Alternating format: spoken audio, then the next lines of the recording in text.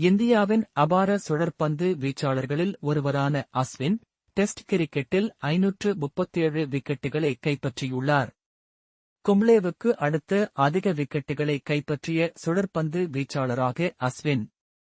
இந்திய கிரிக்கெட் வீரர் ரவிச்சந்திரன் அஸ்வின் அனைத்து வகையான சர்வதேச கிரிக்கெட்டில் இருந்தும் ஓய்வு பெறுவதாக அறிவித்தார்.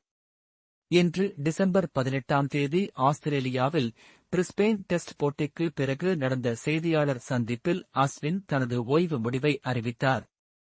கடந்த 2010 முதல் இந்திய அணிக்காக சர்வதேச கிரிக்கெட்டில் அஸ்வின் விளையாடி வந்தார்.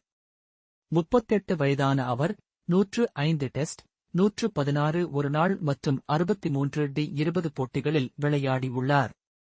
2011-இல் ஒருநாள் உலகக் கோப்பை வென்ற இந்திய அணியில் இடம் பிடித்தவர்.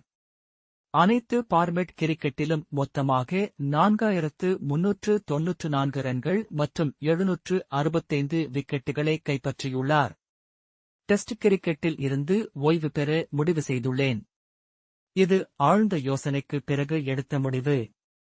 இந்தியாவுக்காக நான் விளையாடியது மறக்க முடியாத உன்னத பயணம்.